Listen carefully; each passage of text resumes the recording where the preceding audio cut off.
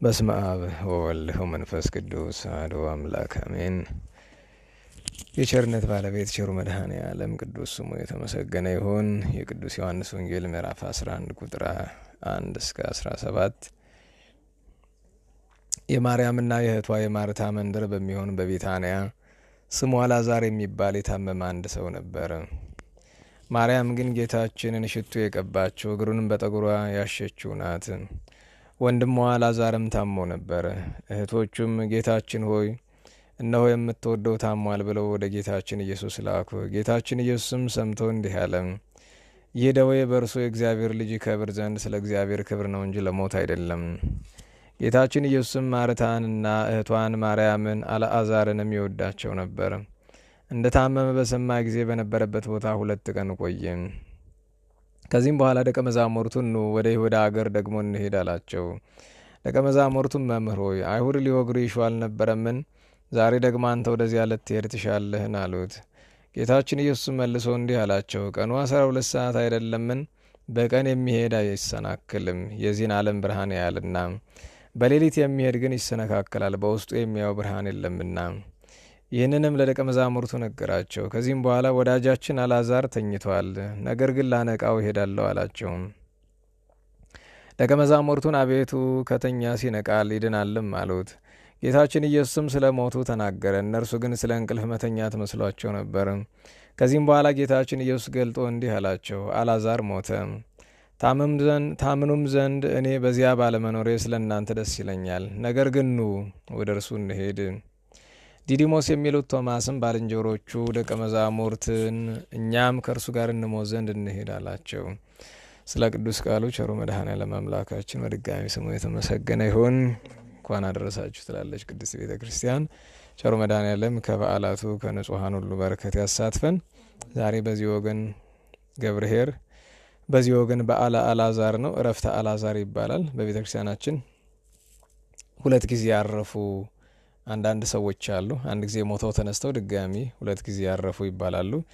አባታችን ቅዱስ አልዓዛር በአንዱ መጋቢት 17 ቀን በሌላው ጊዜ ደግሞ ግንቦት 27 ቀን እረፍቱ ይከበርለታል። ዛሬ የቅዱስ አልዓዛር ከ4 ቀን በኋላ ከሞት ከመነሳቱ በፊት አስቀድሞ ያረፈበት የተጠራበት ቀን ነው እና እሱም ባስመለከተ ገብርኄርን ባስመለከተ ጥቂት ነገር ተለዋውጠን ሌሎችም በዓላት አሉና ቅዱስ ቴዎቅርጦስን የመሳሰሉ እናነሳለን እግዚአብሔር እንደፈቀደ በአጭር ደቂቃ። መጀመሪያ ግን የገብርኄርን ነገር ዛሬ በየስፍራው ርዕስ አድርገው የሚያስተምሩበት የማቴዎስ ወንጌል ምዕራፍ 25 ቁጥር 14 ላይ ያለው ኃይለ ቃል ነው። ስለ ታማኝ ባርነት፣ ስለ ታማኝ አገልጋይነት። መቼስ ባርነት የሚለው ቃል ያው አማርኛው በየአንቀጹ እየገባ የራሱ ትርጉም ያለው ነው። ግን ስለ መታመን፣ ስለ ታማኝነት ጥቂት ነገር መነጋገር የተገባ ነው ብዬ አስባለሁ። ምክንያቱም እነ ቅዱስ አልዓዛር፣ እነ ቅዱስ ቴዎቅሪጦስን፣ ሌሎችንም ቅዱሳን ነቢያት፣ ሐዋርያትን የምናወሳቸው ታማኝ ስለሆኑ ነው። ዛሬ በቤተ ክርስቲያናችን ገብርኄር ቸር አገልጋይ፣ ገብረ ምእመን፣ ታማኝ አገልጋይ ተብሎ እለቱ ይታሰባል። እንግዲህ በቅዱስ ያሬድ ይትባህል መሰረት ይሄኛው ሳምንት 6ኛው ሳምንት ገብርኄር ተብሎ ስም ወጥቶለታል። ጌታችን ኢየሱስ ክርስቶስ እንደጠየቀ ታማኝ ባሪያ እርሱ ማን ነው? ታማኝ አገልጋይ፣ ቸር አገልጋይ እሱ ማን ነው?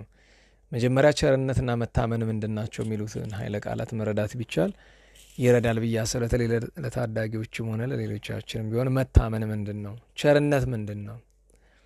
ቸር የሚለውን ኃይለ ቃል ለእግዚአብሔር ስንተረጉመውና ለሰው ስንተረጉመው ይለያያል። ለእግዚአብሔር ስንተረጉመው በጣም ጥልቅና ሰፊ የሆነ ነው፣ ከባህሪው ጋር የሚስማማ ነው። ለሰው ብንተረጉመው ግን ቸርነት ማለት ደግነት ማለት ነው። ለሰው ደግ መሆን። ደግነት ሳ መገለጫው ምንድን ነው ቢሉ ለሰዎች አለ ምክንያት መልካም ማድረግ። ሰው እግዚአብሔርን በምን መምሰል ይችላል ቢሉ ሰው እግዚአብሔርን መምሰል የሚችልበት አንዱ መስመር እሱ ነው። ለምሳሌ በዓለም ሕግ ሰጥቶ መቀበልም ይባላል፣ ጊቭ ኤንድ ቴክ ይባላል። ደግ ላደረገልኝ ደግ መልስለታለሁ። ደግ ላደረገ ደግ መመለስ ጥሩ ነው፣ ችግር የለውም። እሱ ግን ደግ የምናደርገው ደግ ላደረገልን ሰው ብቻ ከሆነ እኛ ክርስቲያኖች አይደለንም። ክርስቲያን ማለት ሰዎች ምንም ቢያደርጉ፣ ለምሳሌ ሲሰድበን፣ ሲያንቋሸን፣ ሲገፋን፣ ሲያስቸግረን የነበረ ሰው ወድቆ ብናገኘው ባንረዳው፣ ወድቆ ብናገኘው ባናነሳው፣ ርቦት ብናገኘው ባናበላው፣ ጠምቶት ብናገኘው ባናጠጣው፣ ተራቅቶ ብናገኘው ባናለብሰው እኛ ክርስቲያኖች አይደለንም። ይህንን ማወቅ ደግነት ማለት ደግ ላደረገለት ደግ መመለስማ ማንም ያደርገዋል። ክፉ ያደረጉብኝ ሰዎች ከትንሹ ስድብ ከትንሿ መቼም ሰው ላይ ሊያደርገው የሚችለው ትንሹ ጉዳት ስድብ ነው። ሰዎች ሊሰድቡን ይችላሉ፣ ሊያስቀይሙን ይችላሉ። ከፍተኛው ደግሞ ሰዎች ሰውን እስከ መግደል ሊደርሱ ይችላሉ። መቼስ ሰው ለክፋቱ ዳር የለውም በዚህ ዘመን። ግን እንደዛ ስላደረጉብን ፋንታ እርቧቸው፣ ጠምቷቸው፣ ቀንጥሏቸው መንገድ ላይ ወድቀው የሆነ ነገሩ ነው ብናገኝ ለነዛ ሰዎች ደግ ማድረግ ይገባል። ይህን የተማርነው ከጌታ ነው። መድኃኒታችን እግዚአብሔር ኢየሱስ ክርስቶስ ሰው የሆነ የመጣ እኛ በድለ ነው ወድቀን ከወደቅንበት ለማንሳት ያጠፋን እኛ ለማንሳት የመጣ ግን እሱ ነው። ይህንን ኃይለ ቃል የቅዱስ ሉቃስ ወንጌል ስታነቡ በደግ ሳምራዊ መስሎ ራሱን ጌታችን ያስተማረበት አንቀጽ አለ እና ደግነት ማለት ለሰዎች ስለ ክፉ ፋንታ ክፉ አለመመለስ ነው። ስለ ክፉ ፋንታ በጎ መመለስ ደግነት ይባላል። ሁለተኛው ደግነት፣ ደግ የሚለው ቃል በባህላችን ተጨማሪ ትርጉም አለው። ትልቅ ማለት ነው። ትልቅነት ሲባል ሕፃንም ሆኖ እንደ ትልቅ ማሰብ ወገን አለው። አንዳንድ ጊዜ ሕፃናት እንደ ሕፃናት ነው ማሰብ ያለባቸው። ግን ትልቅነት ማለት አዋቂነት። አሁን በገጠር ብትሄዱ እንዴት አደራችሁ ስትሉ እግዚአብሔር ይመስገን ይሏቸዋል። እና ቀጥላችሁ ወላጆችን ከሆነ የፈለጋችሁ ጥያቄው ምንድን ነው? ደጎቹ አሉ ነው የሚባል። ካሉ አዎ አሉ ይላል። ከሌሉ አየሉም ልጆች ነው ያለን ይላሉ። ደግነት ማለት ታላቅነት፣ አዋቂነት ማለት ነው። ስለዚህ አንድ ሰው እንደ ትልቅ ሰው እንደ አዋቂ ሰው መኖር ይገባል። በጣም ትልልቅ ሆኖ እንደ ሕፃን የሚያስብ ብዙ ሰው አለ። በአይምሮ ሕፃናት ይላል መጽሐፍ። በአይምሮ ሕፃን ይሆናል። በአካሉ ትልቅ ሰው ነው፣ ግን እንደ ሕፃን የሚያስብ ሰው አለ። እና አንድ ሰው ግን ትልቁ ችግር የትልቅነት መለኪያው ምንድን ነው ካልን ቅድም የተናገርነው ቸርነት ነው። የአዋቂነት መለኪያው ምንድን ነው? ሰው አንድ ነገር አወቀ የሚባል ለምሳሌ አንድ ሰው በፊዚክስ ዲግሪ ስለያዘ፣ በኬሚስትሪ ወይ በታሪክ ዲግሪ ስለያዘ አዋቂ ነው አይባልም። አንድ ፊዚሲስት የሚያስተምረውን ነገር፣ አንድ ኬሚስት የሚያስተምረውን ነገር በተግባር ካልገለጠ አልተማረም። በምን እንወቅ መማሩ? አንድ ሰው የተማረውን ነገር በተግባር ካልገለጠ አልተማረም። እሱን ማስተዋል ይገባል። በዘመናዊም በመንፈሳዊም የዘመን የኢትዮጵያ የትምህርት ካሪክለም በጣም ትልቁ ችግር እሱ ነው። ብዙ በመቶ ሺህ የሚቆጠር ሰው ዩኒቨርሲቲ ይመረቃል ይባላል አይደል? አብዛኞቹ ጭንቅላታቸው ባዶ ነው። ነገሮችን ፕራክቲሳይዝ ለማድረግ ወደ ተግባር ለመለወጥ በጣም የሚቸገሩ ናቸው። ግን ወደ ሃይማኖቱ እናምጣውና አንድ ሰው ክርስቲያን የሚባል ክርስቶስን ሲመስል ነው። አዋቂ የሚባለው ያወቀውን በተግባር ሲገልጥ ነው ብለናል አይደለም? ጠላትን መውደድ ይገባል የሚል ትምህርት በመጽሐፍ ቅዱስ አለ ወይስ የለም? ጠላቶቻችሁን ውደዱ ይላል መጽሐፍ ቅዱስ ይላል አይልም? እንደሚል ታውቃለህ። ትልቁ ችግር እሱ ነው። ክርስትና እውቀት አይደለም። ያወቅነውን ካልኖር ነው አላወቅነውም። ትልቅ ቢሆን ትንሽ ቢሆን በእድሜ ማለት ነው፣ ቄስ ቢሆን ዲያቆን ቢሆን ምእመን ቢሆን ማንኛውም ሰው ያወቀውን ነገር መስራት አለበት። ካልሰራ ያ ሰው አዋቂ አይደለም። ቅዱስ ጳውሎስ ለሮሜ የጻፈላቸው መልእክት ስትመለከቱ ምዕራፍ 2 ቁጥር 21 ላይ ወፎኑ እንከዘ ይትምህር ርእሰከ፣ አንተ ሌላውን አስተምራለሁ አውቄያለሁ ሌላውን አስተምራለሁ ምትል ለምንድን ነው ራስህን ማስተማር ያቃተህ? አዋቂ ነኝ በለ ሌላው ትናገራለህ፣ አንተ ግን የምትናገረውን አትሮም። እንዲሁም እልፍ ብሎ ምን ይላል? ይትስረቁ ትብል፣ አትስረቁ እያልክ ታስተምራለህ። ለሊ ከተሰረቀ አንተ ግን ትሰርቃለህ። አንድ ሰው ሲጋራ አታጭሱ እያለ እየመከረ እንዴት እሱ ራሱ ሲጋራ ያጨሳል? ክፉ አታድርጉ እያለ እንዴት ራሱ ክፉ ይሰራል? እና ማስተዋል ያለብን ነገር ቸር ሲባል እነዚህ ነገሮችን ሁሉ እና ደግ ካልን ትልቅ አዋቂ ነው። አዋቂነት ደግሞ በተግባር ብቻ ነው የሚገለጠው በሱ እንደሆነ ማስተዋል ይገባል። ሁለተኛው ታማኝ ምን ማለት ነው? አሁን ምእመን የሚለው ቃል ብዙ ጊዜ ቤተክርስቲያን አውደ ምሕረት ላይ መናገር የማልፈልገው ቃል ሳስተምር ምእመናን አልልም። ምእመን ነህ አንተ? እኔ ምእመን ነኝ አይመስለኝም። እኔ የማላውቀው የተደበቀ ጠጋ ከሌለህ በቀር። ምእመን ምን ማለት ነው? አብርሃምን የመሰለ ማለት ነው። ምእመን ማለት የሚያምን የሚታመን። የምእመን እዚህ ላይ ታማኝ ብለዋል አይደል? መታመን ከማመን ነው። ስለዚህ አንድን ሰው ምእመን ብለን የምንለው ሁለት መስፈር ሲያሟላ ነው። ፍጹም የሚያምን ደግሞ ላመነው ነገር የሚታመን። ማመን በምን ይታወቃል? በመታመን። መታመን ማለት ያመኑትን ነገር ወደ ተግባር መለወጥ ነው። እና ምእመን የሚባል ማዕረግ የቅዱሳን ማዕረግ ነው። ምእመን መታወቅ አለበት። በቤተክርስቲያናችን ምእመን የምትባለው ቤተክርስቲያኗ ራሳ ናት። ወይም በገነት ያሉ የጻድቃን ማህበር ምእመን ይባላል። በምድር ያሉት ደግሞ እንደሚገባው ነው ከተገኙ ምእመናን ይባላሉ። እና ምእመን ማለት ገብር ኄር አለ ቸር የሚለውን ጥቂት አየን። ምእመን ማለት የሚታመን አደራን የሚዋጣ። ለምሳሌ አሁን ሳስተምር ቃል እግዚአብሔር እያዳመጣችሁ ነው። አደራን እየተሰጣችሁ ያላችሁት አይደለም? ይህንን ይዞ ወደ ተግባር መለወጥ ግድ ነው። ያ ካልሆነ ለተማራችሁ ትምህርት አልታመናችሁለት። ሰው ለማን ይታመናል? አሁን ታማኝ የሚባል ሰው ለማን ነው የሚባል? መታመን ለራስ ይጀምራል። ለራሱ የማይታመን ለእግዚአብሔር ለራስ መታመን ማለት ነው። ብዙ ሰው ራሱን ያታላላል። ለምሳሌ እኔ ከዛሬ ጀምሮ እንዲህ አላደርግም ይላል፣ ግን የሚቀጥለው ቀን ያደርገዋል። ለራሱ መታመን አልቻለም። ሱስ ያለበት፣ ስህተት ያለበት፣ እንዲህ ያለበት ከነገ ጀምሮ በቀን ቢያንስ 3 ሰዓት አነባለሁ ብሎ ለራሱ ይናገራል አይደል? በሚቀጥለው ግን አይደለም 3 ሰዓት 30 ደቂቃ አያነብም። ይሄ ሰው መቼ እንዴት ሆኖ ለእግዚአብሔር መታመን የሚችለው? ለራሱ ሳይታመን። ቀጥሎ መታመን የሚገባው ለባልንጀራ ነው። ባልንጀራ ማን ነው? ብዙ ዘርፍ አለው። ወንድም ባልንጀራ ነው። መደበኛ ጓደኛ ባልንጀራ ነው። ማንኛውም ሰው ባልንጀራ ነው ይባላል። ለምሳሌ እናታችሁ በሕገ ተፈጥሮ እናታችሁ ናት አይደለም? በሰውነቷ ደግሞ ባልንጀራ ናት። ባልንጀራ ማለት እናንተን የሚመስል ፍጥረት ሁሉ ማለት ነው። ሁላችን ሰዎች አይደለን? ሰው የሆነ ሁሉ ምናችን ነው? ባልንጀራን። መጽሐፍ ባልንጀራ እንደ ራስ ውደድ ይላል አይደል?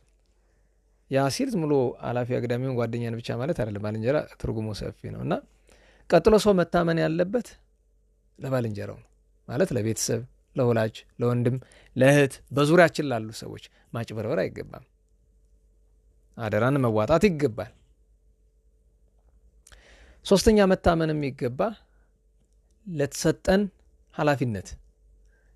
አንድ ሰው ከክፍል አለቅነት ጀምሮ ቤተክርስቲያን የሰንበት ትምህርት ቤት የሆነ ኃላፊነት መቼም መታመን የሚባለው አለመሰረቅ ብቻ አይደለም። አንድ ሰው ለምሳሌ የተሰጠውን ስራ አንድ ሰው ሰንበት ትምህርት ቤት ላይ ሲሾም በሚገባው ምሳሌ ሆኖ አስተምሮ ፍሬ ካላፈራ ይሄ ሰው ባይሰርቅም እንኳን አልታመንም፣ ስራውን አልሰራም። አለመሰርቅ እኮ አያስመሰግንም። አባቶቻችን ይላሉ አይደለም? ጌታ ሆይ ይኸው አልሰረኩም እጄ ንጹህ ነው ስትለው እግዚአብሔርም ላይ ይመልሳል ንጹህማ ንጹህ ነው ነገር ግን ባዶ ነው የሚባል የተለመደ አባባል አለ አይደል? መታመን ክፉ አለማድረግን ብቻ አይደለም የሚመለከተው፣ የታዘዙትን መልካም ነገርም የተሰጡትን ኃላፊነትን መወጣት ያስፈልጋልና ለተሰጠን ስራ መታመን ይገባል። አሁን ብዙ ጊዜ ለምሳሌ አንድ ሰው በእምነት ከማይመስሉት ሰዎች ስራ ተቀጠረ እንበል። ለምሳሌ አረብ ሀገር ያሉ ሰዎች ቀጣሪዎቻቸው ሙስሊሞች ናቸው። ሙስሊም ስለመሆኑ ሊያጭበረብሯቸው ይገባል? አይገባም። ስራ ከተቀጠረ ሰው የቀጠረው ማንም ይሁን ለተቀጠረለት ስራ መታመን አለበት። ሰዓት መሽረፍ አይገባም። ገንዘብ ማጭበርበር ምንም ነገር አይገባም። ምክንያቱም ያን ሰው አይደለም ያጭበረበረው፣ እግዚአብሔርን ያጭበረበረው ያ ሰው። ስለዚህ ለተሰጠን ኃላፊነት መታመን ይገባል። ከዛ ከፍ ሲል ለቤተ ክርስቲያን መታመን ይገባል፣ ለሀገር መታመን ይገባል። ብዙ መታመኖች። ይህን ሁሉ ጥቅልል የሚያደርገው ግን ለማን መታመን ነው? ለእግዚአብሔር። ሰው ለእግዚአብሔር ከታመነ ለሁሉ የታመነ ነው። ለወላጅ የታመነ ነው፣ ለወንድም ለእህት የታመነ ነው፣ ለሀገር የታመነ ነው። ማንም ሰው ለዛ ነው ጌታ ምሳሌነቱን ሲያስረዳ ራሱን በባለጠጋ በአገረ ገዢ መስሎ 3 ሰዎችን ጠርቶ ለአንዱ 5 ለአንዱ 2 ለአንዱ 1 መክሊት ሰጠው። ሁለቱ የታመኑት አሁን አስቡ 5 እና 2 የተሰጡት አትርፈዋል። ባለ አንዱ አላተረፈም። ቢያንስ እኮ ንብረቱን አላጠፋም ለምን ይወቀሳል አይባልም። ምክንያቱም የተሰጠው እንዲያተርፍ ነው። ማትረፍ ማለት በተሰጠው ስራ ኃላፊነቱን ተወጥቶ መገኘት ነው። ሰው ስራ ከሰራ ያተርፋል ምንጊዜም ይታወቃል። ስለዚህ መታመንን ብናስብበት በዚህ ዘመን በተለይ አላቅም እኔ እግዚአብሔር ነገ የሚያመጣው ትውልድ ለዚህ ቤተክርስቲያን ይሆናት ካልሆነ በቀር በዚህ ዘመን በጣም ከባድ ነው። ሰዎች ከቤተክርስቲያን ጌታ ይላል በትንቢተ ሚልክያስ ሰርቃችሁኛል ይላል። መቼም አስራት መብላት እግዚአብሔርን መስረቅ ነው።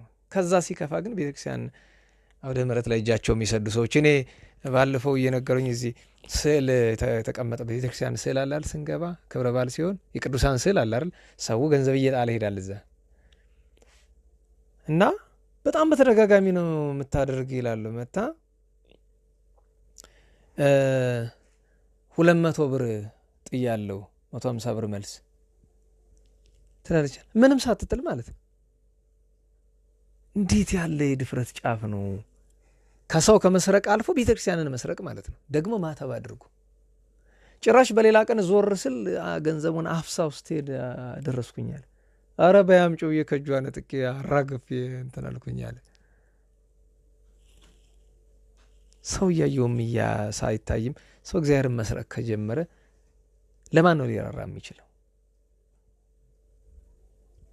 መቼም መታመናችን ማጉደላችን አሁን እዚህ ዘርዝሬ ልገልጠው የምችላል። እናንተ ልትረዱት የማትችሉ በቤተክርስቲያናችን ያለ በጣም ከፍተኛ የመታመን ችግር አለ። በዚህ ጊዜ ሁላችን ሚዛን ላይ ብንቀመጥ እግዚአብሔር የፍርድ ቀን ደርሶ ሚዛን ላይ ቢያስቀምጠን ታምኖ ሊገኝ የሚችል ሰው ከ1001 ሰው ከተገኘ በጣም ብርቅ ነው እና ጌታችን መድኃኒታችን ኢየሱስ ክርስቶስ ዳግመኛ ለፍርድ በመጣ ጊዜ 16ቱን ትእዛዛት ዘርግቶ 10 የኦሪት ትእዛዛት አሉ፣ 6 የወንጌል ትእዛዛት አሉ። እነሱን ዘርግቶ የሚጠይቀን አንዱ ትልቁ ጥያቄ ይሄ ነው። ታማኝ ነበራችሁ ወይ ነው። ካልነበርን የት ነው የምንገባው?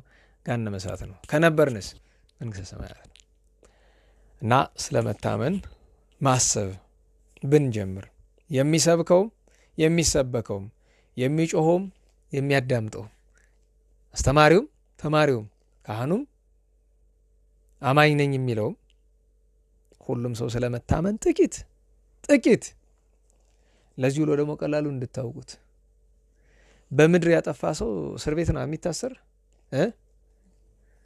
እስር ቤት በጣም ጎጂ ነው በእውነቱ ደስ አይልም፣ ግን ቀላል ነው ከመንግሥተ ሰማያት አንጻር ሲታይ። እስር ቤት ትንሽ መተኛ ይሰጧቸዋል። ሲኦል ግን መኝታ የለውም። ምክንያቱም ምንጣፉ ምንድን ነው? እሳት ነው። እስር ቤት ትንሽ ምግብ ያቀርባሉ አይደል ታሳሪው ሰው፣ እዛ ምግብ የለም። ራሱ ሲኦል የገባው ሰው ነው ሰይጣን የሚያላምጠው። እስር ቤት ላይ ትንሽ እንቅልፍ ሰዓት አለ አይደል? ትንሽ ሸለብ ማለት ይቻላል። እዛ እንቅልፍ የለም። 24 ሰዓት ስቃይ ብቻ ነው። ሰዎች በሜንጦ በአይናቸው ሜንጦ ገብቶባቸው ተንጠልጥለው የሚሰቃዩበት ስፍራ ነው። ገሃነመ እሳት እንዳንገባ እንወቅበት፣ እናስተውል። ማንም ቢሆን ሕፃንም ቢሆን ትልቅም ቢሆን ገሃነመ እሳት አለ። ሁሉ ጊዜ ኃጢአት ለመስራት ወይ ኃጢአት የሚመስል ነገር ስትመለከቱ የመጀመሪያው ነገር ምንድን ነው? ይህም ብሰራ እግዚአብሔር ይፈርድብኛል፣ ገሃነመ እሳት ይጥለኛል ነው። መድኃኔዓለም ከገሃነመ እሳት ይሰውረን። ለሁሉም ይሄን እንድናስብ ነው። የሚያንጎላቸውም እዛ እንዳይገባ መጠንቀቅ አለበት። ሁሉም ማሰብ ይገባዋል አለ። በእርግጥ እንትን የሚሉ አሉ።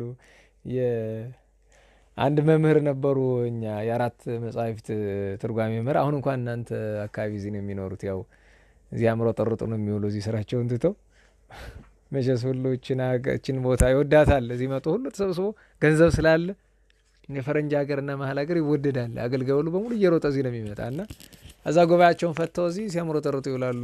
እና እውነቴን ነው ሰው 4 ጉባኤ ተምሮ እንደ ሴት ደብዳቤ ሲያመላልስ መዋል በጣም አፍረት ነው። እውነቴን ነው። መቼም ሴት ብዬ ሴትነትን ለመንካት አይደለም፣ ግን ብዙ ጊዜ ተላላኪነት ስራ ለወንድም ለሴትም አለ። ብቻ ይሁን ግድ የለም። እና እሳቸው ከቤት ዘግተው ነው መጽሐፍ የሚመለከቱና ሰው እንቅልፋም ናቸው እያለ ያማቸዋል። መቼም እንቅልፍ አሙኖ 4 ጉባኤ መምህር ሊሆኑ አይችሉም፣ የታወቀ ነው። በእንቅልፍ እንኳን እናማቸው እና አንደኛው የኛ ጓደኛ ሄዶ አንቱ ግን ምንድነው ዘላለም አለሞትን እንቅልፍ እንዲህ አሁን እንቅልፍ እንደዚህ እንቅልፍ አሙኖ ሊጸድቁ ነው ብሎ ይላቸዋል። አንተ ደንቆሮ ምኑን ተምረው መጽሐፍ እኮ ዳዊት ምን እንዳለ አላስተዋልክም? መዝሙረ ዳዊት ላይ ይሁቦሙን ወአመለ ፍቁራኒሁ ለወዳጆቹ እንቅልፍን ይሰጣቸዋል ይላልና ጻድቃን ናቸው። አንዳንድ ጊዜ እንቅልፍ ይመጣል። ግን ይሄ ለወዳጆች እንቅልፍ ይሰጣቸዋል የተባለ እንደዚህ እንጉልቻውን አይደለም፣ ቃል እግዚአብሔር እየተነገረ የሚያንጎላቸውን አይደለም። ለወዳጆች እንቅልፍ ይሰጣቸዋል የተባለ ለነ አቤሜሌክ ለነ 7 ደቂቅ ነው። አቤሜሌክ 66 ዓመት ተኝቶ የለ እግዚአብሔር ነው እንቅልፉን የሰጠው። እነ 7 ደቂቅ ደግሞ 370 ዘመን ተኝተዋል።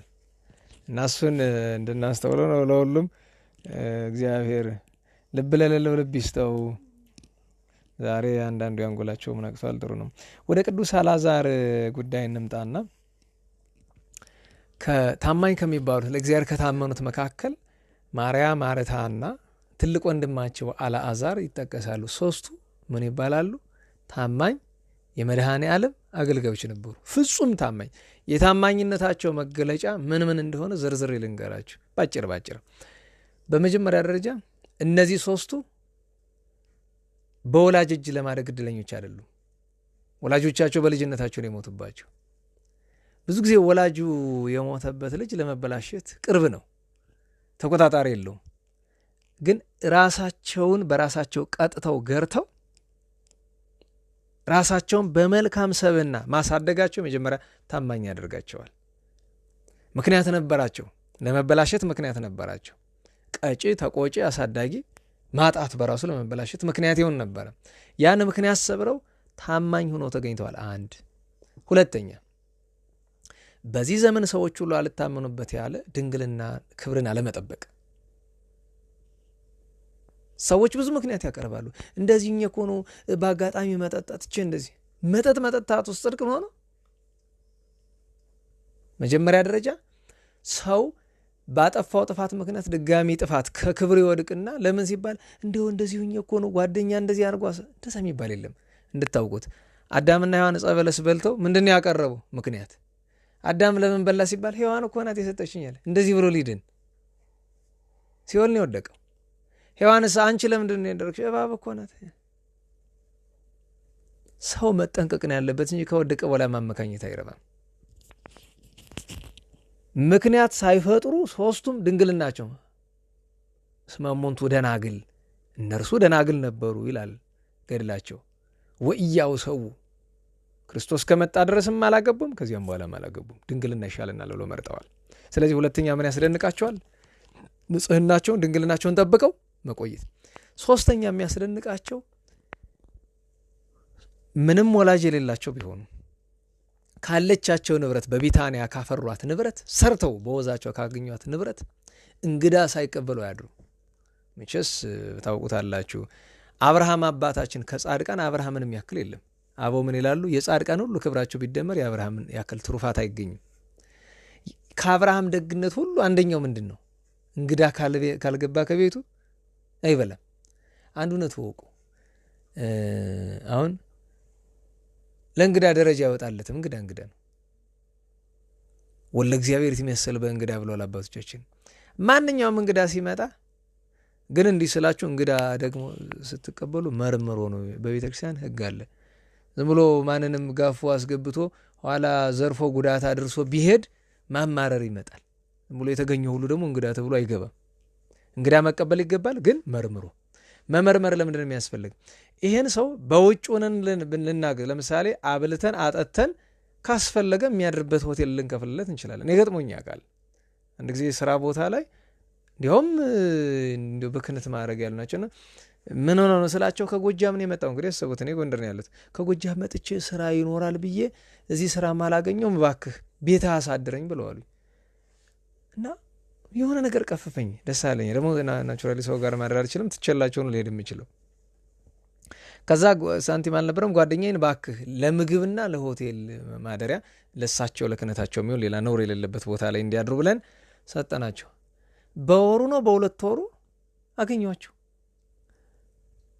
ከዛ እዛ አካባቢ ተወልዶ ያደገ ልጅ ጠርቼ እኒህን ሰውዬ ታውቃቸዋል አልኩት። አዎ አለኝ። የት ሀገር ሰው ናቸው ስላቸው እዚሁ ነው ተወልዶ ያደጉት። ለእኔ ምንድን ነው ያሉኝ? ከጎጃም ነው የመጣሁት። እዛው ተወልዶ ያደጉበት ከተማ ላይ እኔን አሳደረኝ ቤት ያሉኝ ምን ፈልገው ነው? ስለዚህ እንግዳ መቀበል ይገባል። ግን ልናሳድረው የማይገባ ሰው ሊኖር ይችላል፣ ማወቅ አለብን። ገብቶ ልጆቻችን የሚጎዳ ቤታችን የሚጎዳ ሰው ከሆነ በውጭ የቸገረውን ነገር ሰጥቶ ማሰናበት ይቻላል። ደግነቱ አይቀርም። ስለዚህ እንግዳ መቀበል ይገባል፣ ግን መርምሮ መቀበል ይገባል ነው። እነዚህ ሶስቱ ቅዱሳት አንስትና ቅዱሱ ሰው አልዓዛር፣ ሁለቱ ደናግልና ቅዱስ አልዓዛር እንግዳ ይቀበሉ ነበር። እንግዳ መውደዳቸው ከምን አደረሳቸው? ጌታችን መድኃኒታችን ኢየሱስ ክርስቶስ በቤታቸው ልክ በአብርሃም ቤት እንዳደረ እግዚአብሔር እነሱም ቤት በአካል ተገኝቶላቸው ተጋብዟል። ምዕራፍ 12 ላይ የምትመለከቱት እሱ ነው። ምዕራፍ 12ን ስትገልጡት ቃል በቃል የሚናገረው ጌታችን መድኃኒታችን ኢየሱስ ክርስቶስ ወደ እነሱ ቤት መግባቱን ነው። 12:1 ላይ ፋሲካ ከሚውልበት ከ6ኛው ቀን አስቀድሞ ጌታችን ኢየሱስ ከሙታን ያስነሳው አልዓዛር ወደ ነበረበት ወደ ቢታንያ መጣ፣ በዚያም ምሳ አደረጉለት ብሎ ከእነሱ ቤት ገብቶ ጌታ ተመገበ። በለበሰው ስጋ እነሱ ቤት ገብቶ ይህን አድርጓል። ስለዚህ እንግዳ በመቀበላቸው እየያዛችሁ ነው አይደለም? ታማኝ ያሰኛቸውን በደንብ ያዙ። አራተኛው እነዚህን ቅዱሳን ታማኝ ያሰኛቸው የእግዚአብሔርን ሕግ ኦሪቱን፣ ነቢያቱን የተማሩ ነበሩ። ሰው ካልተማረ ምኑን አውቆ ይታመን? ለምኑ ነው የሚታመን? ኦሪት ነቢያት የተማሩ ነበሩ።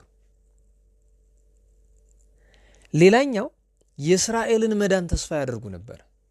ዛሬ ኢትዮጵያ ችግር ናት አይደል? እንኳን ትልልቆቹ እናንተ ትንሾችም ትረዳላችሁ አይደል? ብዙ ችግር አለ በዙሪያችን። ኢትዮጵያ ሀገራችን ተዋርዳለች። አሁን ባለችበት ሁኔታ ወደ ክብሯ መመለስ አለባት፣ መነስ አለባት። ያን ደግሞ ተስፋ ማድረግ ይገባል እና የእስራኤልን ደህንነት የእስራኤልን ትንሣኤ ለማየት ተስፋ ያደርጉ የነበሩ ናቸው።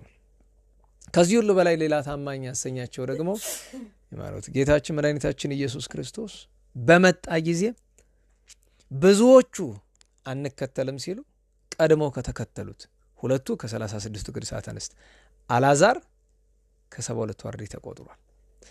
ጌታን በፍጹም ታምነው ቃሉን ቃል አድርገው ከዋለበት እየዋሉ ካደረበት እያደሩ ትምህርት ታምራት ሳይከፈልባቸው 3 ዓመት ከ3 ወር ታምነው ስለቆዩ አብረው ስለተማሩ ስለነበሩ በተለይ ሁለቱ ደናግል ጌታ በተሰቀለ ጊዜ መስቀሉ እግር ላይ ስለተገኙ ትንሣኤው ከተገለጠላቸው እናቶች መካከል እነሱ አሉ።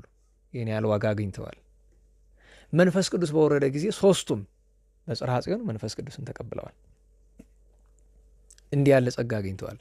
ሌላ በቤተ ክርስቲያን የሚተረክላቸው አለ።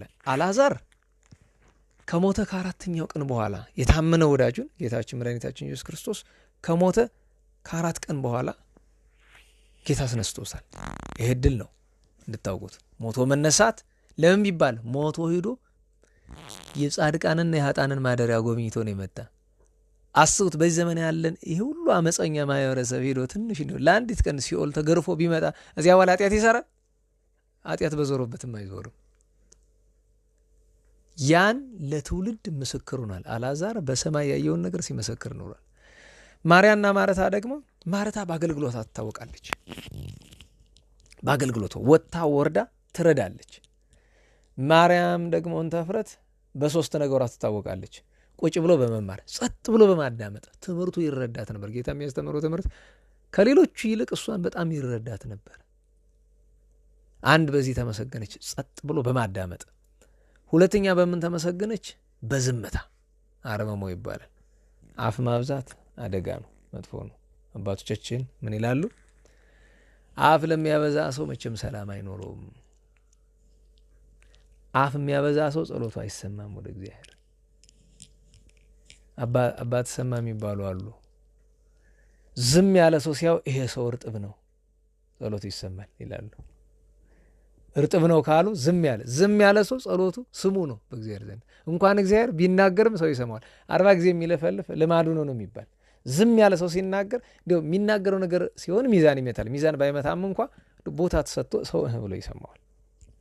ዝምታዋ አስደንቋታል። ሌላ ትዕግስቷ፣ ሲናገሯት ክፉ ሲናገሯት ክፉ አትመልስም ነበረ እናታችን ቅድስት ማርያምን ተፍረትና እነዚህ ቅዱሳን ሁለቱ ቅዱሳት አንስት ማርያምና ማርታ ኋላም ጌታ ከመጣ በኋላ ሶስቱም ከዚያ በኋላ ወደ ሰብሳመ ምድር ወደ ምድራዊ ጋብቻ መሄድን አልፈለጉም።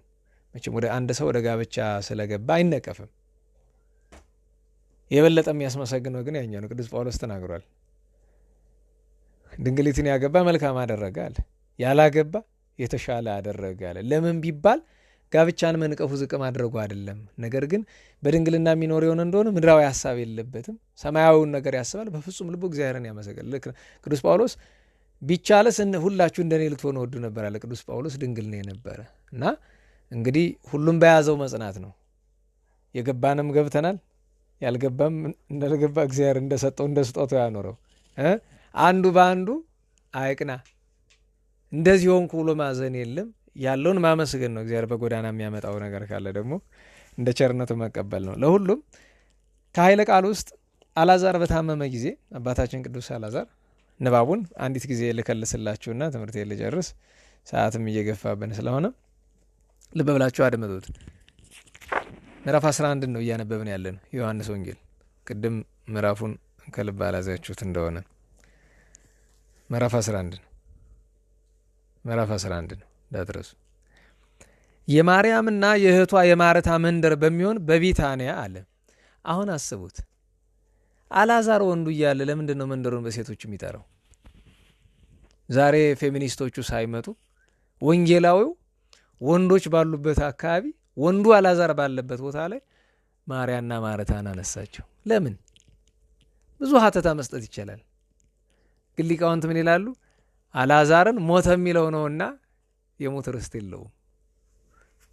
ሞተ ከዳነ የሚባል በእኛ ሀገር እንደዛ እንደሚባለው እና እሱን አለ።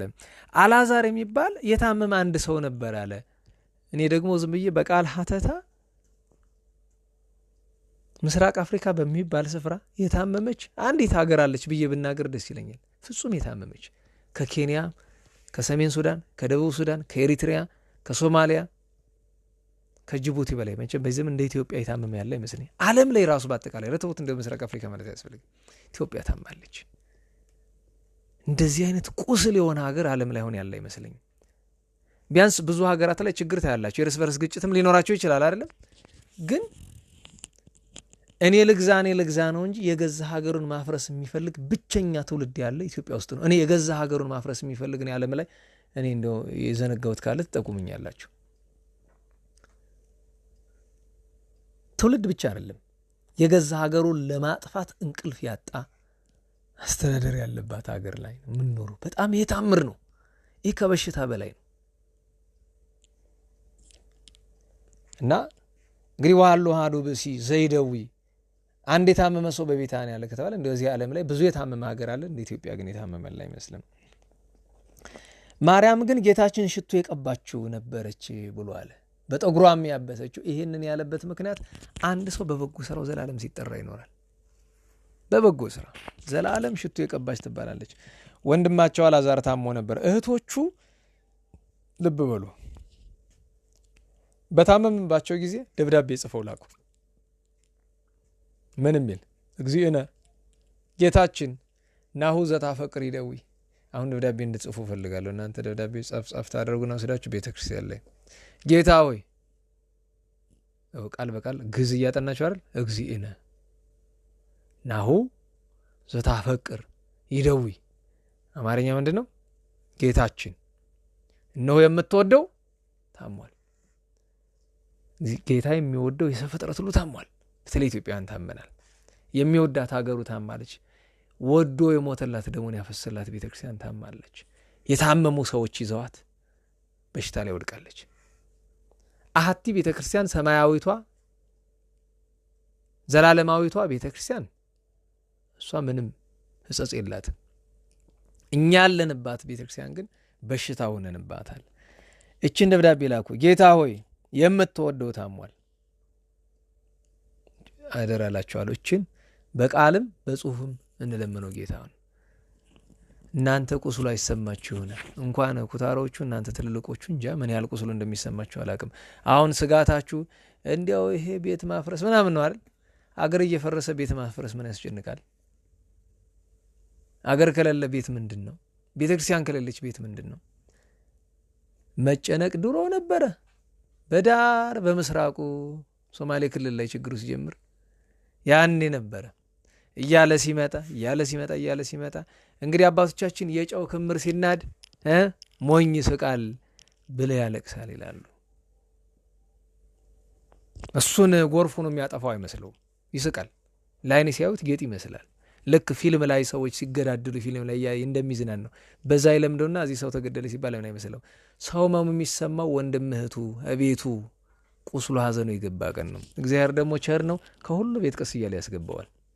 በማንም ሐዘን እንደተሳቀ እንደተዘበተ አይቀርም።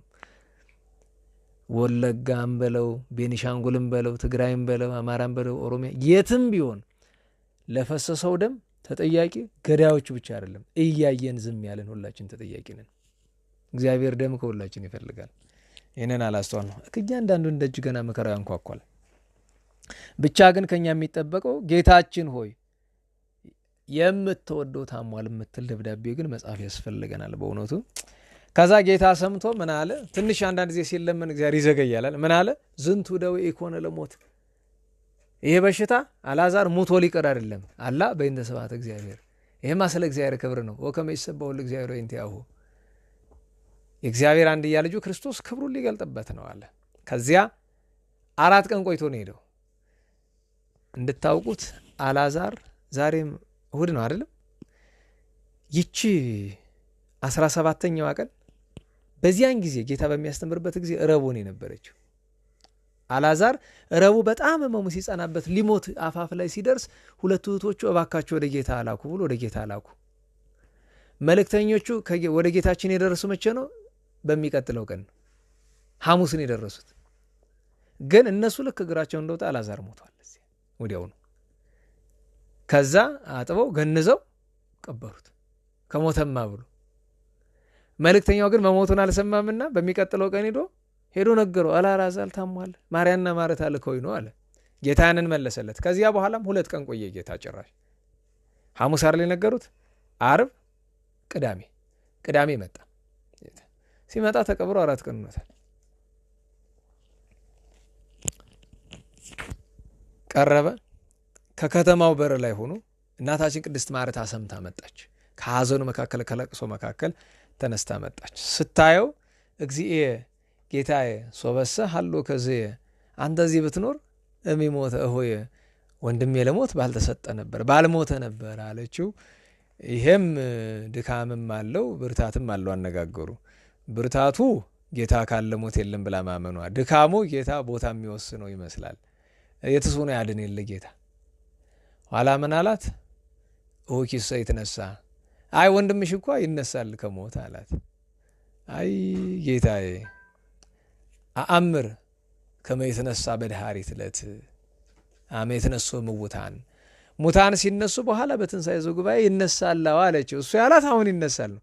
እሷ በኋላ አለች አነ ውእቱ ትንሣኤ ወሕይወት፣ ትንሣኤም ሕይወት ምን ነኝ ዘአምን ብየ እመኒ ሞተ ይሐዩ፣ እኔ ትንሣኤ ነኝ ሕይወትም ነኝ፣ ያመነብኝ ቢሞትም ሕያው ነው ይነሳል ብሎ አላት። ይችን ኃይለ ቃል ብቻ ተናግሬ ልጨርስ። ተአምኒኑ ዘንተ፣ በዚህ ታምኛለሽ? ይህን ታምኛለሽ አላት። የመለሰለችለት ቃል ሁሉ ጊዜ ይገርመኛል። በቃ እንዲህ ብሎ ማመን መታደል ነው። እወ አአምን ከመ አንተ ውእቱ ክርስቶስ ወልደ እግዚአብሔር ሕያው ዘመጽአ ውስተ ዓለም፣ ከሰማይ የወረደ ከወዲህ ዓለም ወዲህ ዓለም የመጣ አንድያ የእግዚአብሔር ልጅ ኢየሱስ ክርስቶስ አንተ ነህ ብላ አለች። ከዚያ ቅድስት ማርያም መጣች፣ አለቀሰች፣ ሰገደችለት። ጌታም አለቀሰ ሲያይ ስርዓተ ሐዘንን ለማሳየት። ኋላ ግን አልዓዛርን መቃብሩን ክፈቱ አለ። ተከፈተ። አልዓዛር ብሎ 2 ጊዜ ጠራው። ከሞት ተነሳ፣ መግዝነቱ ተፈታ። አልዓዛር ከዚያ በኋላ 40 ዓመት ኑሮ ነው ድጋሚ ያረፈ። እንደገና 40 ዓመት ኑሮ በ74 ዓመተ ምህረት ነው። ቅዱስ አባታችን ቆጵሮስ ሳይፕረስ ምትባላለች አሁን እዚህ በግሪስ አካባቢ እዚያ ነው መቃብሩ አለ የሚባል የቅዱስ አልዓዛርና ከታማኝ ባሮች መካከል አንደኛው ቅዱስ አልዓዛርና 2 እህቶቹ ናቸው። እግዚአብሔር አምላካችን የሁሉን ጸጋ በረከት ያሳደረብን። አጭር ሌላ የአባታችን የቅዱስ ቴዎቅሪጦስ ነገር እንደው እናንተ ታዳጊዎች ስለሆናችሁ ምናልባት ዛሬ በአጋጣሚ ታዳጊዎችን ስላየሁኝ ቴዎቅሪጦስ ስንት ዓመት ሆኖ እሱ አሁን እድሜው 12 እሱ 15 ዓመቱ ነበር ቴዎቅሪጦስ እና አናጉንስጢስነት ተሹሟል። አናጉንስጢስ ማለት ከዲቁና በፊት ያለ ማዕረግ ነው። አንድ ሰው አናጉንስጢስ ሆኖ ይሾማል። አናጉንስጢስ ማለት አንባቢ ማለት መጻሕፍትን የሚያነብ ቤተክርስቲያን ላይ ንባብ በደንብ በተማራችሁ በኋላ ማለት ነው። አሁን ቅድም ስታነቡ እየሰማችሁ ነበረ። ጥሩ ነው። የበለጠ ደግሞ መማር ንባብ ተምሮ አናጉንስጢስ ይሾማል። ከዛ ንፍቅ ዲያቆን ይባላል። ከዚያ ዲያቆን ይባላል። ገና አናጉንስጢስ እያለ ሃይማኖታችሁን ካዱ የሚል አረመኔ ንጉሥ መጣ። መልሱ ምንድነው? ሃይማኖታችሁን ካዱ ይባል። አንድ አረመኔ መጥቶ ክርስቲያን ያልሆነ በክርስቶስ የማያምን ክርስቶስን ካዱ ቢል መልሱ ምንድነው? አንክድም ነው አይደል? እንዳትረሱ። ካዱ ቢል ምንድነው? አንክድም። እንደዚህ ያደርግባቸዋለሁ፣ የፈለግከውን አድርግ። ገንዘባችሁን እቀማቸዋለሁ፣ የፈለግከውን አድርግ። እገላቸዋለሁ፣ የፈለግከውን አድርግ። ሰማዕታት ማለት እነዚህ ናቸው። ማንኛውም ሰው ሰማዕት መሆን ይችላል እስከመነ ድረስ። ቴዎቅሪጦስን አንተ ክርስቶስን አትክድም አለው። አልክድም። ለጣዖቱ መስዋዕት አታቀርብ አለ። አላቀርብም። እንግዲያውስ አሰቃይሃለሁ፣ የፈለግከውን አድርግ። እንግዲህ አስቡት፣ 15 ዓመት ነው ግን ያው በእናንተ ልክ ማለት ነው። ትንሽ ነው ከፍ ቢል። ለምን ግን አትሰዋም አለ። የኔን መስዋዕት ማየት ትፈልጋለህ አለ። ላሳይህ አለው። እሺ ብሎ ወደ ጣዖት ቤቱ ይዞት ሄደ። ጣዖት ቤቱ ገብቶ ቢጸልይ እዛ አስቀላሲዮስ የሚባል ጣዖት ነበራቸው። ስብርብር ብሎ ወደቀ። በዚህ ተበሳጭተው ያላሰቃዩት ስቃይ የለም። እንዲያውም ከሁሉ የሚገርመኝ በጣም ብዙ አሰቃይተውት አካሉ እንደዛ ሲያሰቃዩት ቆይተው እኛ ምን አደከመን የኛ አምላክ ይፈርድበት የለሉ ወደ ጣዖት ቤት አስገቡት። ጣዖት ድንጋይ ነው። ምን ያደርጋል? ምንም። ድንጋይ ምን ያደርጋል? አሁን ድንጋይ መንገድ ላይ ሲሄድ ድንገት መንገዱ ማልከውን እንቅፋት የሆነኝ ካልሆነ መቀር ድንጋዩ ራሱ ተነስቶ ይመታኛል ሰው ካልወረወረው። ጣዖት ድንጋይ ነው። አንዳንዶቹ በወርቅ ይለብጡታል። ድንጋይ በወርቅ ስለተለበጠ ድንጋይነቱ ይቀራል? አይቀርም። በወርቅ የተለበጠ ድንጋይ ነው የሚባለው። ምን ጣዖቱ ይበቀልልን ብለው እዛ ወስደው ቆልፈውበት ሄዱ። በእነሱ አስተሳሰብ ልክ አለ አይደል? አሁን ለእንስሳ ለአራዊት ለአንበሳ ቢሰጥ አንበሳው በልቶት ይቆያል እንደሚባለው ተመቸው። ቢገባ ጣዖታቸው በወርቅ የተለበጠ ነው። እንዲህ ድሆች ተርበው እዚህ እንጨት ላይ ድንጋይ ላይ ወርቅ እያለ ያንን መቁረጥ ተደብቆ እየወጣ ለነዳያን መቁረጥ እንደዛ አድርጎ ሙልጭ አድርጎ ለነዳያን ሰጥቶታል። ይህ በጣም አስደናቂ ስራ ነው በእውነት። አንዳንዴ እነሱ ድሃ ተርቦ ጣዖታቸውን ወርቅ ይለብጣሉ። ብዙ ስቃይ ደርሶበታል። መጨረሻ ላይ በዚህች ቀን ሰማዕትነት ተቀብሏል። እና ሕፃንነት ያልገታው በጣም እንደ ቂርቆስ እንደ ደማሊስ ታውቃላችሁ። ቅዱስ ቂርቆስ ሰማዕት የሆነው በስንት ዓመቱ ነው? በ3 አይደል? ከቅዱስ ቂርቆስ በታች ደማሊስ የሚባል ሰማዕት አለ። በ5 ወሩ አፍ አውጥቶ እኔ ክርስቲያን ነኝ ብሎ መስክሮ የተሰዋል። በ5 ወሩ ደማሊስ ይባላል። ቅዱስ ደማሊስ ሰማዕት በ5 ወሩ ከእናቱ ትከሻ ላይ እንደታዘለ ነው እኔ ክርስቲያን ነኝ የተሰዋ። ሌላም ታሪክ አለ። እግዚአብሔር አምላካችን የንጹሐንን የቅዱሳንን ጸጋ በረከት ያሳደርብን፣ ጾሞ ለማበረከት ያብቃን፣ መከራውን ከእኛም ከሀገራችንን በቸርነቱ መጠን ያርቅልን፣ ፍጻሜያችን የሁላችን በቸርነቱ ያሳምርልን። ስብሐት ለእግዚአብሔር ልዑል ወለወላዲቱ ድንግል ወለመስቀሉ ክቡር ዕፀ ሣህል አሜን።